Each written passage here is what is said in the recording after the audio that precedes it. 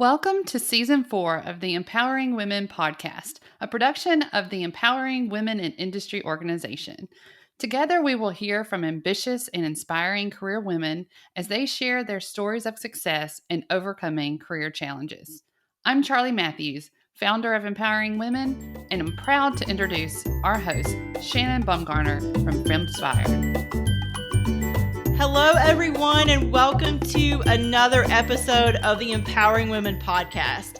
Happy American Heart Month. I love our listeners. Y'all are so near and dear to my heart. So I hope you're taking good care of your hearts. Your support of our podcast always fills my heart with joy. And speaking of heart, today's guest has so much heart. She is a core, passionate member of our Empowering Women community, and you may have had the opportunity to meet her at our third annual conference last year. Nicole Calhoun is a high-energy, results-oriented professional who has worked with diverse multicultural teams around the world. She brings 25 years of corporate and technology experience to her training workshops. As a certified John Maxwell Team trainer and coach, Nicole is prepared to deliver content that adds value through an inspiring, engaging, and exciting experience that you will enjoy. So today, Nicole and I are going to dive into how to be uniquely yourself, particularly in a male-dominated industry or company. Welcome, Nicole, to the podcast. Thank you, Shannon. Thank you for having me. I really love the Empowering Women in Industry community and all that the organization is offering to women in STEM fields and like you said, male-dominated professions. Yeah, and we love you. You've been with us for a long way along the journey. So I'm going to kick off, speaking of journey, our conversation with learning more about your story. As our guests know, that's my favorite place to start. Or listeners know, pardon me. That's our favorite place to start. So with that in mind, what made you become a professional development coach after 20 years in coding? Yeah, so like you said, I started my career 25 years ago as a software developer in information technology. And after coding 20 years, I decided it's time to do something different. Now, I loved coding. I loved everything about it, but I just wanted to transition and just find out what else was out there for me in my career. And I wasn't sure what that was. So I decided, well, let me try my hand at project management, but I wanted to stay in technology because I know that's where the money is. Yeah, there So you go. I'm not crazy. Yep, technology and engineering, that's where the money is. Yep, Yeah. keep going. And so I remember particularly, I was in a meeting one day and I was trying to explain a functionality of our system to some end users. And then when I was done, it was just like total silence, like crickets. That's the worst feeling, right? You're like, I either did really well or I did really badly. It's one of the two. Yeah, I did really badly because I said, did that make sense what I just said? They said no. And I realized that my conversation was very techy. And so if I wanted to move on and do something like project management, I had to work on my communication skills and my leadership skills. And so I started down a path to professional development. And as I was learning, I was raising my hand to say, I want opportunities to be able to integrate what I'm learning. And as I was growing, people started to notice and they started asking me to help them. And the funny thing is they started getting promoted. And I said, hey, I like this. Yeah, you're like, okay, I must have done something right this time. If you're getting promoted, I had to have a little part of that. Exactly. But, I did end up transitioning into project management, but I found that I was doing more and more professional development with people. And I just realized I love seeing people move to the next level in their career, and particularly women, women in STEM fields, because, having been in this field for so long, and I'm sure you know this, Shannon, it wasn't odd for me to be the only woman on my teams, or even definitely the only person of color, right? And so I just True. developed this passion to be able to help others uh, grow in their professions and move on to the next level. And that's how I ended up in professional development. I love it. I love to see people just have that aha moment that, hey, I can achieve this next level in my career. I have a little side question for you. What led you to John Maxwell? Because you're the only person I know anyway that's a certified coach trainer for John Maxwell. Just curious how you found that, or it found you maybe. Yeah, so it's funny. I had written a book and it's totally unrelated to what I do, but I've written it after my youngest son. He's almost 12 now. Okay. Um, After he was born, I remember driving to work and hearing this ad for become certified as a John Maxwell trainer and coach. And at the time, when I wrote the book, I had done self publishing, and so that took all of my money. Oh, yeah. Good And point. so I just kind of said, well, it's not something I want to invest in right now. But then when I decided that, hey, I really want to pursue this, I started looking around and I knew someone that was a part of it. And I reached out to her because I really liked what she was doing. And that's really how I got into it. I'm so glad I did, because there's a huge community of Hmm. other coaches um, that we just kind of draw on each other and support each other and even pull each other in on different things that we're doing. Interesting. Yeah, I just thought it was really, really unique that you're doing that. And then, if I'm correct, didn't you get to introduce him, John Maxwell, at a conference or something similar? Something similar. Okay. So my mentor is actually one of the trainers there for the speaking lane of John Maxwell, and Okay. yes, I was able to introduce my mentor, and it was just awesome. Okay.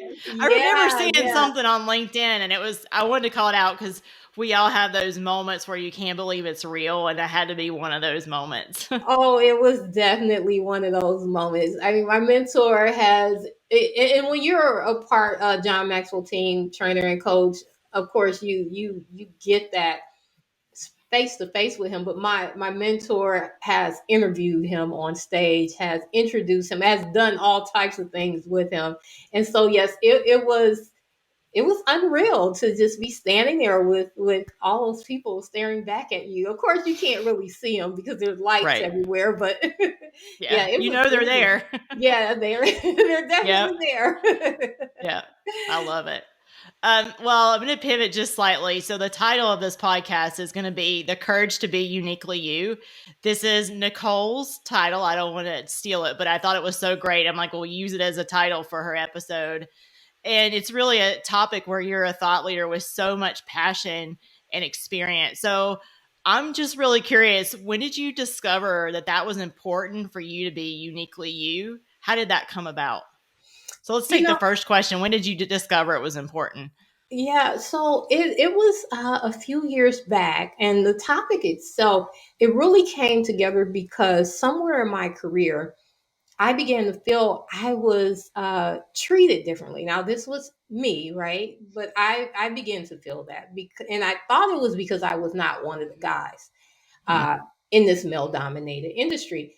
And the more I began working with women, I realized I wasn't alone, and I we have this struggle. I realize as women that we want to advance, we want more, um, and but we feel like we're kind of stuck. And one day I realized that we're not one of the guys, and we're not supposed to be. Because many times we start trying to emulate what we see around us because we think that's how we're going to advance. And yes, we learn from each other, but we still need to stay true to who we are. And so, yeah, we're not one of the guys. We have to be. We need to be. That's the only thing that we need to do is be courageous enough to be who we are. But I arrived at that point when I was basically left off an org chart. I know she told me this story in the pre-call, and I was like, how does that even happen? How do you get left off an org chart? I don't know. I don't know. And honestly, I don't believe it was intended. I did talk to the people about what happened, and I truly believe it was unintended. But ultimately, that incident led me to self evaluation and finally facing the fact that I had been hiding the real Nicole for a long, long time. And I actually do a talk on this. And in the talk, I explain how I grew up. I won't go into that, but what I was showing up as on the job was very different from who I grew up to be, right? And so I was had grown up to be strong, to be a go getter, to be tenacious. And over time, I just fell into this role of sliding into the background because there was no one else like me. Well, that sliding into the background got me left off of an org chart. You literally weren't even on the page, much less in the background that time. Oh my goodness. No. And if I were to be honest with myself, I didn't like hiding my true self. And but it's funny because sometimes she would come out. She would And come everybody's out. like, who is that? Who is that Nicole? We like that Nicole, but where did she come from? Exactly. I mean, I would, during town halls where there's hundreds of people and then there's people watching across the world, right? And I would stand up and say things like, well, why aren't there many women leaders in our organizations, right? Wow, that takes courage. There's a lady at my company that did that. I just wanted to go hug her. I'm like, that is fantastic. She probably needs a hug after that because I would go like and like slide down in my seat again and think, well, why would you do that? What made you? Well, maybe the better that? question is, why would you not do it? Right? I mean, you asked a tough question. Yeah, a really tough question. But Shannon, what I've learned is that we will never be fully satisfied until we find out who we are and allow that person to show up everywhere, even in the workplace, even where we're the only ones there, right? And once you do that, basically you can set the direction that's needed to learn and grow and command and control your own career. So yeah, so I share with Nicole. Oh, go ahead, Nicole. No, I was just saying that's it in a nutshell. I share with you during your pre-call, and I think you can relate, and a lot of our listeners can relate. In my early leadership career, I tried to quote unquote lead like a man, and I think people realized it was unintentionally, but it was very disingenuous because I wasn't being an authentic leader, because I was trying, to your earlier point, trying to emulate someone else or some other type of person. And to your point, I think once you get past that point, you realize that I need to show up like myself. And people, well, it's probably an unconscious thing that they realize, but they do realize it. And it's funny because I'm a little bit behind the 8 ball on this one, but I'm reading with a colleague the book Presence by Amy Cuddy. I'm not very far into it, but in the very beginning of the book, she actually says there's this connection that you make being present in that moment. And Nicole, it's very much what you're talking about. And that she says it in the sense of entrepreneurs that are pitching their idea to like a venture capitalist. And she said the venture capitalist can tell the difference.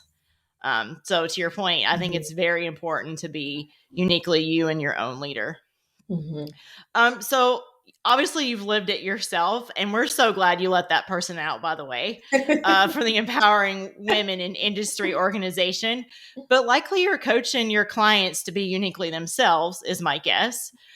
So what trends are you seeing that stick out to you among your clients? Yeah, so as women, our tendency is to overlook our own value. I see that a lot, a lot. Sometimes we struggle with where we are, and then we get frustrated that maybe we didn't get the promotion or raise or even recognition. I mean, recognition is free, right? And after a while, we start feeling like it's because we're women.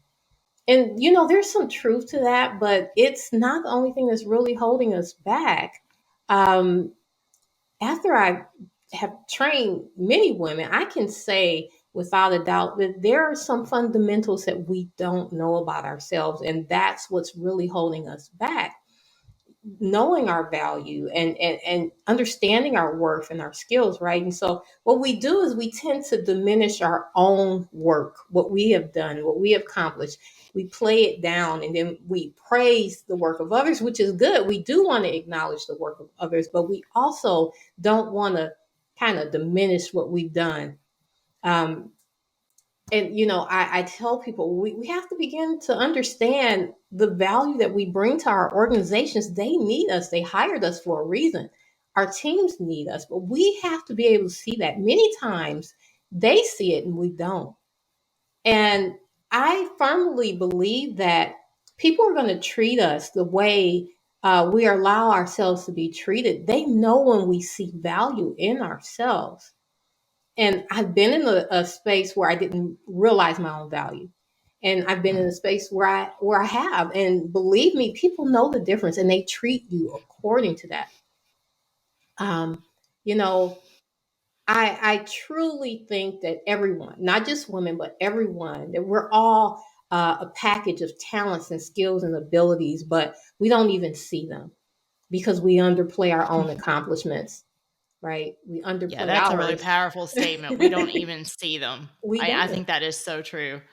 We don't. We don't. And so I share with the ladies to go on a journey of self-discovery, to assess their skills and know their accomplishments, their worth. And it will change how they show up and changing the view of yourself, right? Because you're amazing. We're all amazing in our own way. And so, yeah, that whole we miss it where we don't see our own accomplishments and we don't see our value. We have to begin by knowing that for ourselves. That is so true, Nicole. I'm going to share a very recent story. So, in my day job, I recently took a new role a couple months ago, and we're in that normal annual performance review process. So, I'm being involved in some performance reviews where I wasn't involved in some of the activities of that team for last year. And so I just had the opportunity a week or two ago to complete a performance review with some help, of course. Mhm. And we got to one particular item, and I was questioning the team member because I actually genuinely just wanted to better understand what this objective was about. It was before my time. And when I started pushing and asking this person about it, it come to find out that she had actually led this part of the project. And to your point, that documentation or that conversation was not in her comments. And I was just taken aback, and not because it was a female, but just in general, like what she had done, the amazing things she had done, and none of it was in there. And so what you just said is so true. She's such an amazing talent on the team, and I'm like, wow, we're gonna have to figure out like how she becomes more comfortable in that space and knowing and talking about her own value. Yeah, when she does that, man, things are really going to take off for her. Becoming comfortable to do that, right? Yep, absolutely. So I love that one. I don't know, are there any other trends that you would want to share? Anything else you've seen?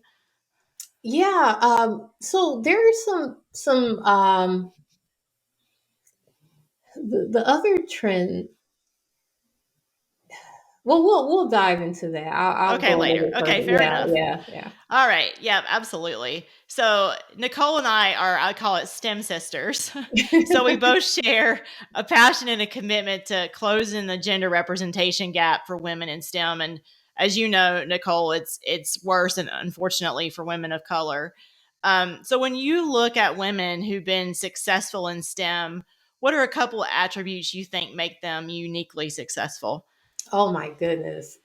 Um, when there's something called executive presence, and it Hmm. was something I hadn't heard of until about 4 years ago. We've all seen it, and we've admired it, but we didn't know what it was. We didn't know what to call it, right? And it's It's exactly. it. They've got it, They right? got it.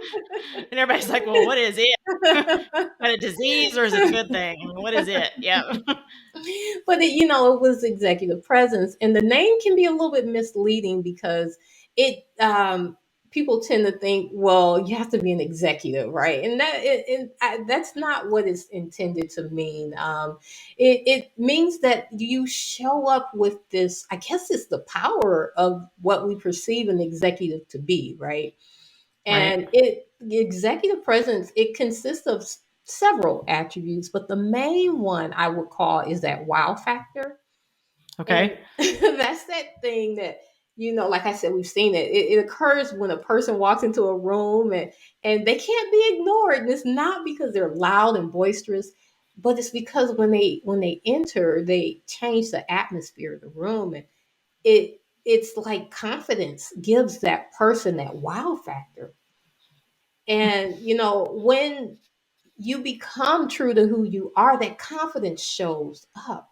You start walking a little taller, right? And you Mm. speak with greater certainty, and people notice. But it's hard to have that confidence when you're trying to be someone else, because you're trying to be someone else. And when Yep. you're trying to be someone else, you lack the passion, right? You lack the passion. Going back to the Amy Cuddy book, they can tell because you don't have the passion for it. You lack that Yep. drive and that motivation. So it goes back to being courageous to be who you are. But yeah, that executive presence, that wow factor, that confidence, it starts with the confidence, and that presence shows up. And I find that it doesn't matter if you're male or female, right? That presence is that presence.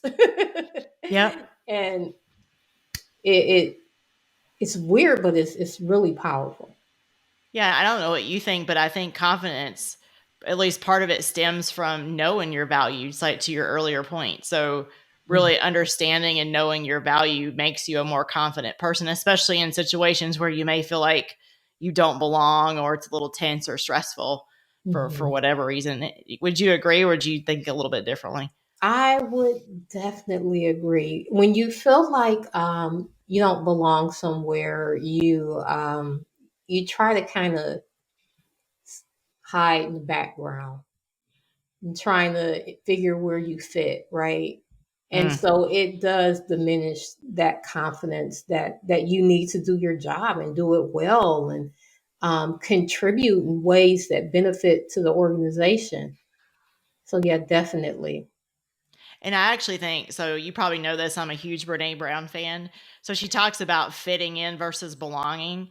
And I Mhm. think sometimes when we're not confident, we don't know our values, we go into that situation and we try to fit in because that's just, and honestly, I'm like a number one case study of what not to do when it comes to this, at least earlier in my life, because it was easy. I had a very ability to be a chameleon, but in aspect of being really vulnerable, honestly, being a chameleon, I sort of lost myself. And Mhm. I would look back and thought, well, where did Shannon go? Oh She's yeah. this person that's not even really her, but I've done such a good job at being a chameleon that I'm not showing up authentically. So to your point, I don't have probably very good executive presence when that happens. Yep.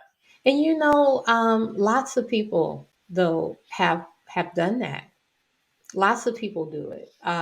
Lots of women in our industry, they do it because there's no one else, or very few, that we can really relate to, and so we try to fit in. We don't want to stick out. Yep. We don't. But I think we need to stick out, to be really honest. Yep. Oh yeah, we do. Yep. We So I need know you other said people. executive presence. Is there anything else that you see with women in STEM? Yeah, so as far as the people who know what they want. Mm. But again, that goes back to understanding who you are and being true to who you are. Um, People that know what they want, even being the only, doesn't typically bother them. I mean, it may, but it's not going to stop them. It's not to the degree that's going to stop them from showing up and moving forward, because they're on a mission. They're on a Yep. mission. They know what they want and they're going to go after it. But when you're kind of toggling between, oh, I think I should be this way, or I think I should be that way, you're toggling. You're not moving forward. Yeah, it makes absolute sense. It's funny that you say that. I also had an experience with my current team where so it might have had to do with confidence, because with your confidence, you'll tend to push more boundaries. But like, this person thought, okay, I'm in this role and the typical career path for this role is X. Mm-hmm. And I've tended to be, at least in the last 5 to 7 years, more of a career pivoter. People sort of look at me like, you're going to go do what?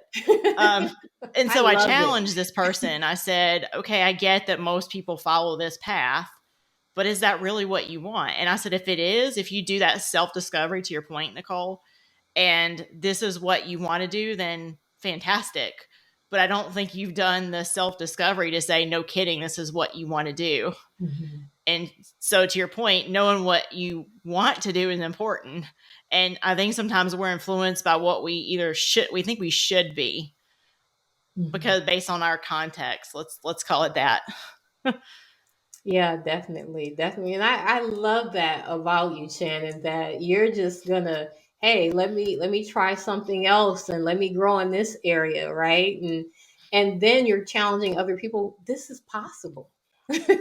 You can do this. Don't just take what's handed to you. There's so much more out there, right? And yeah, but I was not originally like that, Nicole. Sort of like, to the point about you hiding yourself, I tried to fit myself into this one pathway. And I tell this story when Charlie sent me the note to potentially host the podcast. I tell the story. I told it to her that I told her she lost her mind, and I shut the email down. I thought, I'm not answering that email.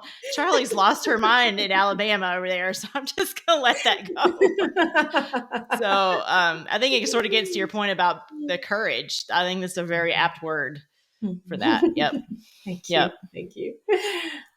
Yeah. So during our initial conversation, we talked about maybe there are a few things that get in the way of leaders being uniquely themselves.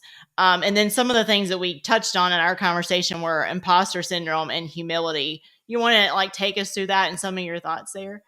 Yeah. So, imposter syndrome has been a repeating theme with the women that I've trained.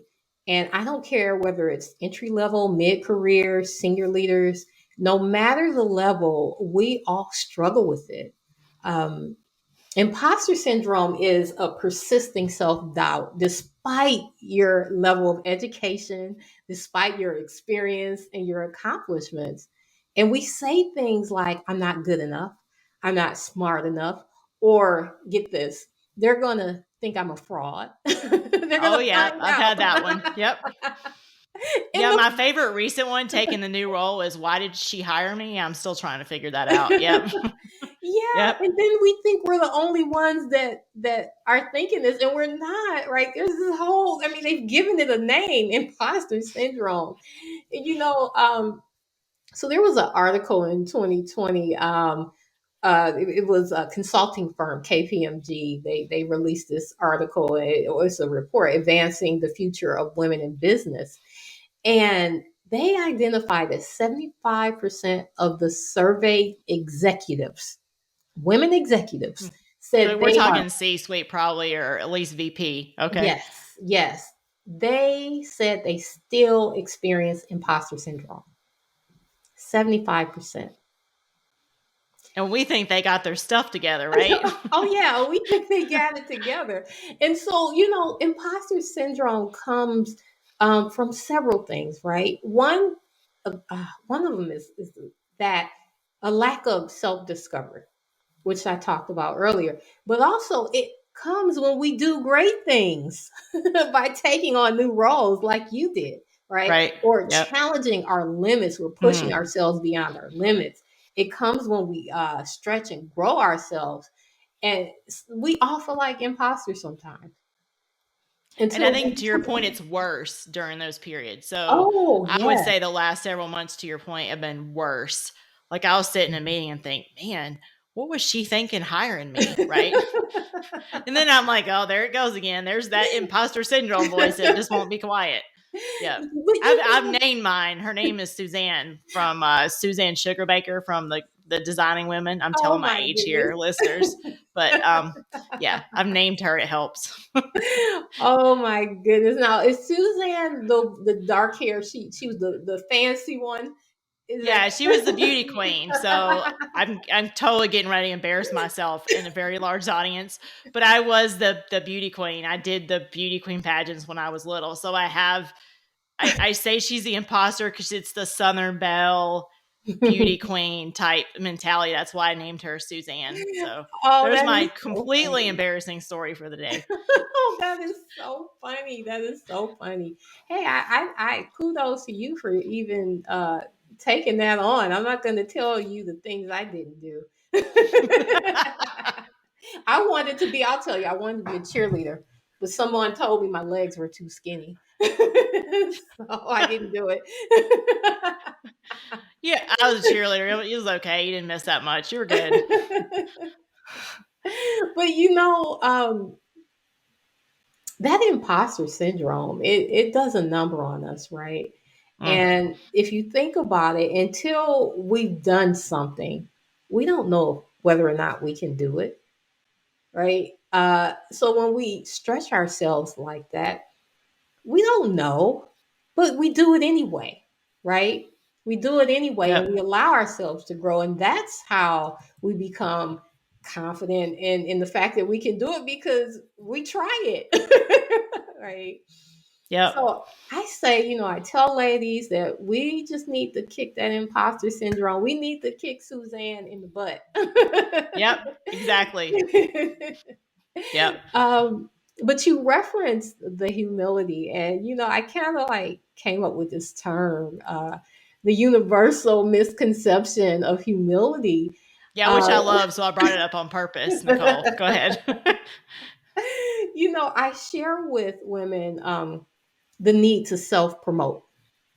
And being able to promote yourself is where really the rubber meets the road when you think about command and control of your own career. When I say command and control, I mean you're not just falling into that path that the other person that you reference is doing, right? You're deciding where you want your career to go.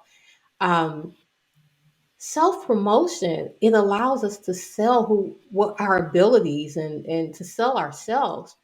But I've worked with women in the US, I've worked with women in Canada, Southeast Asia, Latin America, even Israel. And no Oh, matter who I'm wow. You talking really are a global player here. I did not know this. to, yeah, I'm no learning a matter. lot today, Nicole. See, that's self promotion. There you go. I couldn't have done that better. You can pay me later. No, I'm kidding. But you know, no matter where these ladies grew up or where they're located now, I hear the same thing. They say, this doesn't feel right to me because I was taught to be humble, right? We were taught as Amen. women Yep. to be humble.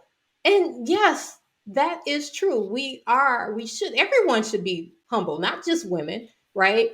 But I even felt that way. And for a long time, the idea of self promotion was cringy to me. I would say, like, do you want me to go tell people a bunch of great things about myself? Don't you think that's a little arrogant?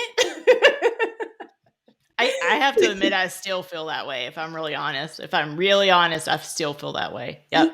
But you know, you'll discover, Shannon, there's a way that you can do it without coming off as arrogant and rude, right? And I had to learn that. And so having that mindset though, what we tell ourselves instead is, well, my work is going to speak for itself. And there's two problems with that. One, when we do that, we put our career in someone else's hands.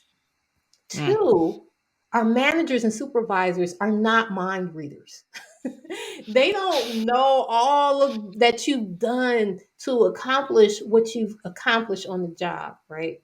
And they certainly don't know your aspirations. And so we have to be able to self promote. This is why healthy Healthy self-promotion is important. And like I said, I'm not talking about obnoxiously spewing off everything you've done. I'm talking about speaking about your accomplishments with passion and excitement. The same way that we talk about having cooked our first uh, holiday meal successfully, where we didn't burn everything, right? We talk Yep. about that passionately.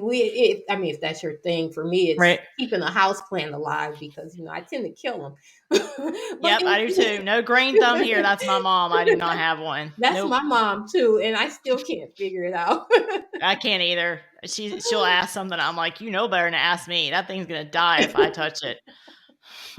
But you notice how we are able to talk about those things without feeling like we are bragging or being obnoxious, right? Because we're passionate about it, because we're telling stories, because we're sharing what we're excited about. And so, like I said, I struggled with that. But what I found was when I began to share my accomplishments in a story format, it didn't feel weird. It didn't feel like I was bragging. And so, to the ladies that are listening, it's time to start that self promoting, because that's how you're going to be able to move around the way you want to within your careers. I love what you just said, though, being a leader of people. And as you would imagine, my teams have gotten bigger over time. So Mhm. it's impossible for a leader who has a relatively decent sized team to know everything that everybody is doing. It's not going to happen. So I think when you really put it in that context, it actually helps me because I can't my leader has an even bigger scope than I do, of course, right? So how would I Mhm. expect her to know everything that I'm doing, right? I shouldn't. And I think that's a great context. And Mhm. she has other people and other things to be concerned about. So if I want to go somewhere, I need to tell her and tell her why and make it clear. So it's a really good coaching and good advice out there.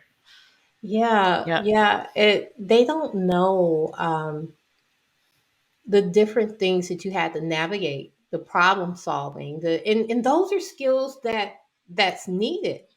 They just see the end results, right? So if you Right. never share with them, hey, these are things I had to navigate, because we want to get things done without having to draw them in, but we also want to let them know, hey, I was able to work through this and that, and it was a little bit iffy, but we worked it out, myself and my team, or whoever was involved. But yeah, definitely, we can't expect them to just say, hey, you over there, I see what you're doing, and I want to move you to this next level. Yeah, it's a really good point. You've given me a great pointer. You actually That's like food for thought right there. So there you go. I just got my own mini coaching session, listeners. So speaking of self promotion, in 2022, I think you're going to be launching a learning circle program that's built on a mastermind format. Mhm. Tell our listeners a little bit more about what's coming and maybe when that might be released and how they could get involved if they're interested. Yeah, so right now I am designing a new learning circle. I do host learning circles quite a few times a year. Right now, I'm designing one that delves into the topic of self discovery, self esteem, self promotion, all the things that I talked about today, Hmm.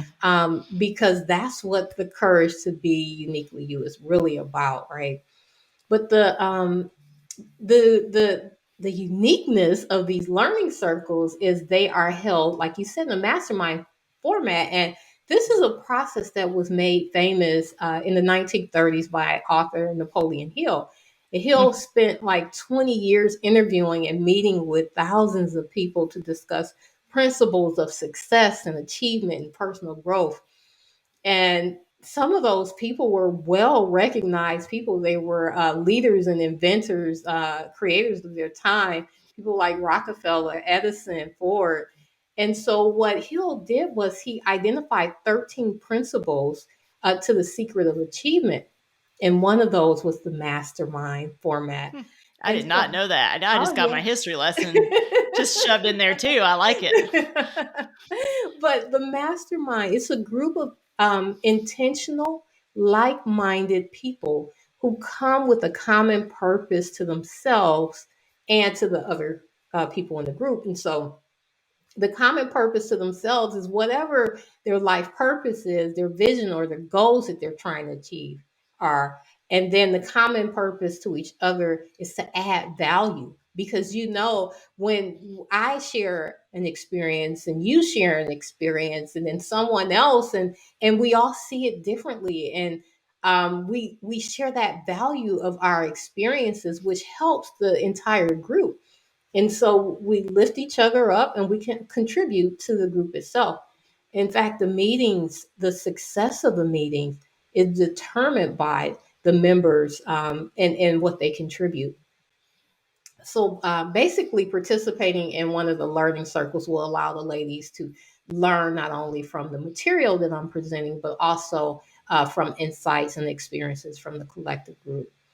Yeah, I And think it's so true. So in January, I interviewed Cherie Hicks, who does a lot of adult learning and programming. That's her thing. Mhm, And we talked about this in terms of peer coaching circles, which is probably a little similar, but very different. mhm, And how powerful it is in adult learning to share stories, and how we probably learn as much, if not more, from the sharing than mhm. we do from the content from whatever form we're in. So good. So very good point. Yep. Well, the sharing involves the way that practicality. You can learn content, but how do you put it in play? And so when the people in the group share, they're helping you to understand. Oh, wow, I hadn't thought about this. I didn't. I can do things this way, right? And that's where the collective learning comes from. But the one that I'm going to be starting is going to start in June, and Okay. it's a 3-month program, meeting every 2 weeks for 6 sessions. Okay. Yeah, yeah, and it's going to be great. It is going to be great. I'm excited. Yeah. I'm excited. I think you're going to share some links on how people, will put them in the show notes, on how people can stay abreast of when that's coming, because it Yeah. sounds exciting. And my guess is there's quite a few listeners out there that could benefit from this program, depending on, what they may be struggling with. Oh yeah. Oh yeah. I haven't done these over the past few years. I have so many success stories, right? Just people being able to start moving towards their goals. So I'll give you the Yep. link to that. They Yep. are kept small to Okay. be able to make sure that the group gelled. So I'll give you the link for them to add themselves to the wait list, and then we'll Okay. go first come first serve. Okay. Yeah. Approximately how many people, and you might be figuring that Mhm. out, but just curious, like a thumbnail gauge. Typically, there's 10 to 12 people. Okay. Yeah. I Mhm. like that. That's a good size to have good conversation that doesn't seem invasive. Yeah, yeah, yeah, and it helps the group to really become intimate and feel comfortable with sharing. Okay. Yeah. Okay. Well, I can't believe it, but our time is up, Nicole. It's so good to spend some time with you today. As we end the session, where can people find you, their new John Maxwell coach and trainer? Where can they find you, either on social media or website? Yeah, so I'm all over LinkedIn. Okay. I share, that's probably the best place for them to connect with me. I do have a website, but I think LinkedIn would be best because I share lots of most motivational posts. I also share opportunities that I'm become aware of, and I Okay. share my offerings. And so my LinkedIn page is like the typical LinkedIn, linkedin.com/IN Nicole C. Calhoun. So my middle initial is in there. Okay, good to know. Okay. So it's not just Nicole Calhoun. There's a C in the middle. And we will also put that in the show notes. So if you didn't quite get that, you can browse the show notes and we'll have that for you. Well, Nicole, it has been an absolute pleasure.